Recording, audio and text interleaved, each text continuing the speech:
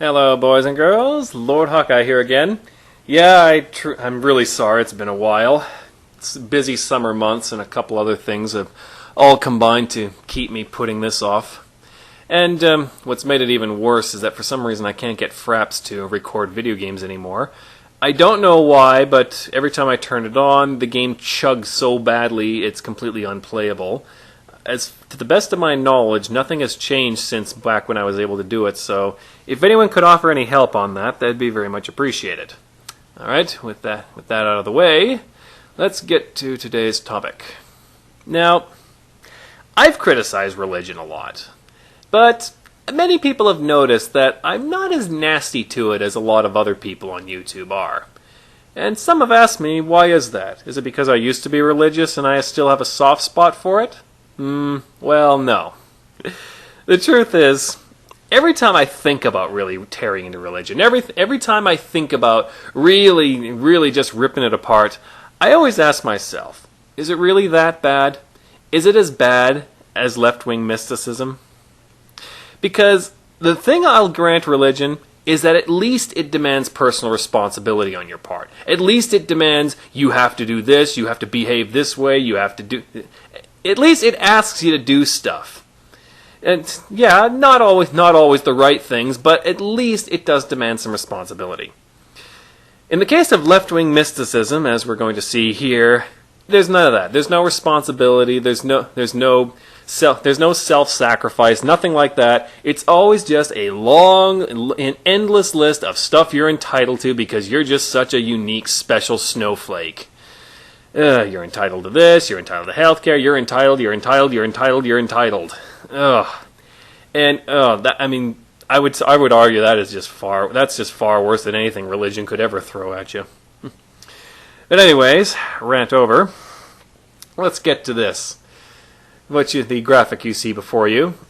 Yeah, from the people who bleed endlessly about equality and ending prejudice, we get this page full of walking stereotypes. Oh my god, where do we even start? 10 reasons we're against unions. Spoiler warning, the actual problem we have with unions is of course not mentioned here. Big surprise. Oh, let's take a look here one by one. Let's see. Unions just want to line their own pockets, unlike bosses who only have our interests at heart. Yes, because either unions are greedy and bosses are saints, or unions are saints and bosses are greedy. Absolutely nothing in between. Those are the only two possibilities that could possibly exist in the tiny little mind of the left-wing statist. So sad. Okay, listen. Both parties care about profits. Both parties are all about profits. That's not the problem. Everyone is all about profits. I mean everyone, no exceptions. Everything you do in life is seeking a profit in some capacity. Even if you donate money to the poor, you're seeking profit in the form of the satisfaction of a job well done. That's not a bad thing. If you're going to criticize profits, at least know what it is so you won't look like an idiot. Unbelievable. Anyways, now while both seek profits, it's the way they go about it that we part ways on. Now, in the case of say my boss, she needs labor, I need money, so we bargain until we can find common ground, and we work together. This is bargaining. This is a voluntary transaction. I can quit if I want to. She can refuse to work with me if she wants to. That's how it works. So nobody has power. Neither one of them has. She does not have power over me. I do not have power over her. That's just ridiculous. Anyways, but in the case of unions, it doesn't quite work that way. You see, unions want money, so they go to the government. Now, when I'm talking about unions in this, I'm talking about the state-connected ones. We'll get into non-government unions at the end of this. Sorry. Anyway, when unions want money, they go to the government. They lobby politicians to get them elected. Governments give them taxpayer money. They use money, which in turn gets them reelected, which in turn gets them more money, which in turn gets the politician reelected, and so on and so forth. Now, who pays for this? The taxpayer. And how much input does he have over how much of his money goes into the pockets of these people? Zip. So it's horribly disingenuous when unions call this collective bargaining. This is not bargaining. This is just taking whatever you want from the taxpayer. Ugh. It is an involuntary transaction. If you don't want to pay a union, if you don't agree with their practices, you are going to jail. You do not get a say in the matter. Oh, elect a politician who won't support them? Doesn't exist. All politicians are bought and paid for by special interest groups, including unions. There does not exist a single politician who does not suck up to them. So that's just a completely false choice. Anyways, next panel. Other than weekends, lunch breaks, overtime pay, parental leave, pension plans, higher wages, and sick leave, what good have unions ever done? Okay, I'm going to make this quick. Those things existed long before unions did. Don't take credit for stuff you had nothing to do with. Good grief. Next one. I deserve less pay than men. They're still going on with that one? Really? Unbelievable.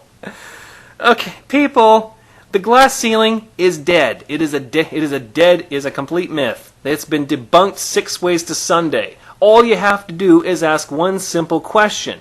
If it's really true that you can pay women less for the exact same work, who in their right mind would ever hire a man? I mean, think about it. You're always going on about how the big evil companies only care about profits. Well, if you can pay women less for the same work, why hire a man? Hire all women, and boom, you've got an edge over your competition because your labor is that much smaller. Why has nobody ever done this? And they try and come back with, oh, because it's a good old boy club and they gotta preserve it. What, so now they care more about preserving the good old boy club than profits? I thought you said profits was all they were all about. If you're gonna tell lies, at least pick one and stick with it. Unbelievable. Next one, I wouldn't want the company wasting money to make my job safer. Oh, here we go again, the whole OSHA nonsense. People, yes, it is true that workplace accidents have decreased since OSHA was implemented, but take a step back and look at the broader chart, and you'll see that workplace accidents already were going down before OSHA came into play. And in fact, OSHA did not make it go down any faster. So once again, this is just unions taking credit for stuff they had nothing to do with. Correlation does not equal causation. Speaking objectively, all unions are evil. Evil. Well, let's see.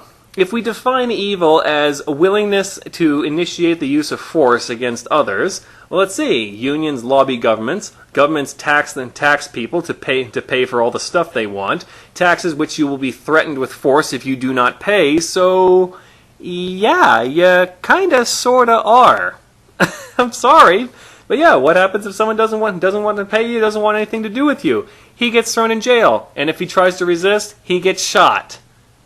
So, yeah, sorry, you are evil. Deal with it. I want the right to work, along with the right to be arbitrarily fired. Yes, because no one's ever legitimately fired. Bosses just fire people and go to the trouble of hiring a new one just for laughs, right?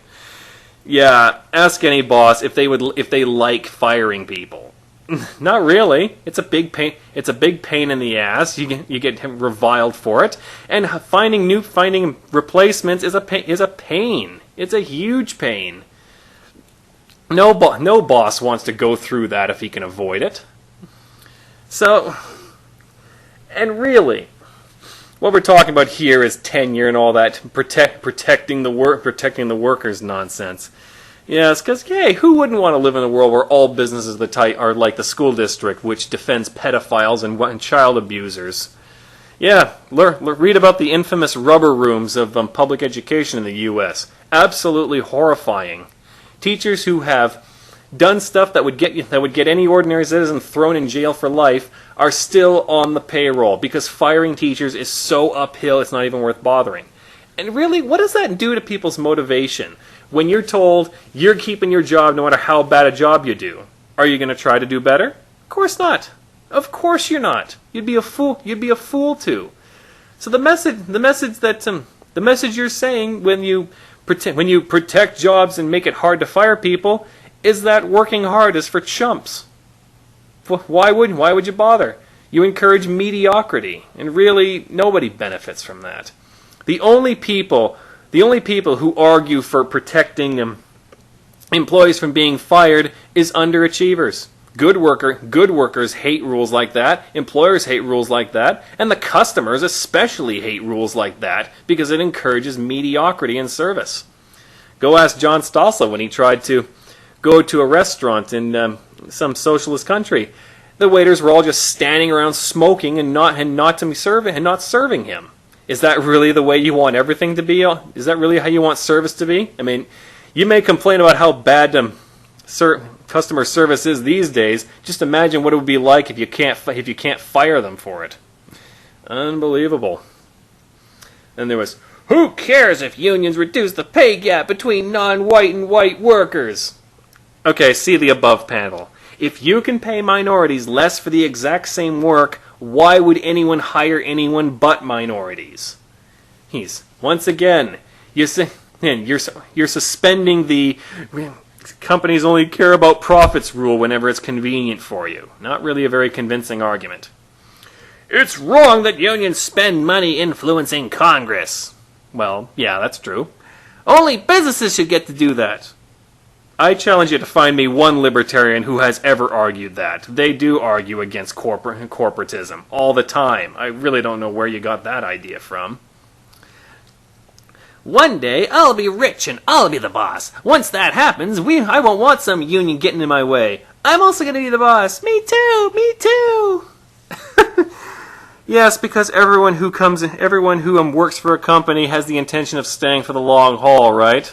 There's no college kids who are just in it temporarily, or younger people trying to get work experience or anything like that. Oh no. Ugh.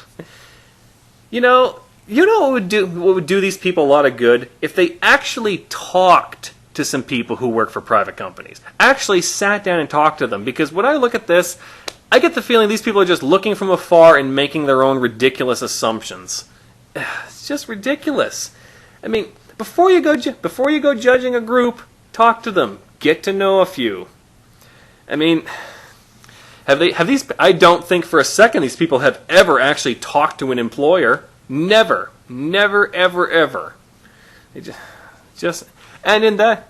So for a bunch of people to whine about prejudice while they themselves are just horrifically prejudiced against people for completely arbitrary reasons like the fact that they own a business, it just says a lot about them. And finally, who'd want more power at work? Yes, because lobbying the government is the absolutely only way to do that. Give me a break. Okay, you want to know how to get more power at work? Be indispensable. Be a hard worker. Be the kind of worker they just cannot do without. It's what I do where I work. I work hard. I'm very reliable. I'm never late. I don't give people trouble. And lo and behold, I get tons of hours. I've got a lot of pull, even though I don't actually technically have any authority. And I get along well with my employers and my coworkers. Yeah, that's power, folks. People at my work genuinely respect me. I can ask people to do things, and they will do them. I don't have to threaten them. I don't have to tattle to the government. I mean, that is real power. Real power, real respect. What unions have is not respect. All they have are threats. You will pay us money, or we're going to hold all the kids hostage. We're going to cause a fuss. And all this sort of thing. It's just bullying, it's manipulation, and it's threats. That's all it is. Now let me make one thing very clear in all of this. If a group of workers wish to get together and collectively bargain so that they're in a better bargaining position with their employer, there is nothing wrong with that. Nobody is arguing against that. That is perfectly fine.